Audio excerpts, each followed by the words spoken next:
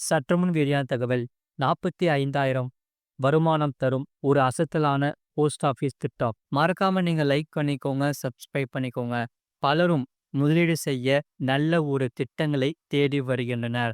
அந்த வகையில் சிலருக்கு மியூச்சுவல் ஃபண்ட், எஃப்டி போன்றவற்றில் விருப்பங்கள் இருந்தாலும் பெரும்பாலான மக்கள் அஞ்சல் அலுவலகத்தையே விரும்புகின்றனர்.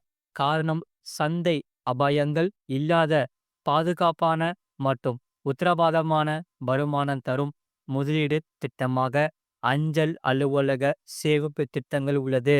அந்த வகையில் சாமானிய மக்களும் மாதந்தோறும் ஒரு சிறிய தொகையை சேமித்து 5 ஆண்டுகளில் ஒரு கணிசமாக வட்டியை பெற உதவும் ஒரு மிக சிறந்த திட்டமாகும். தபால் அலுவலக தொடர் வைப்பு நிதி ஆகும்.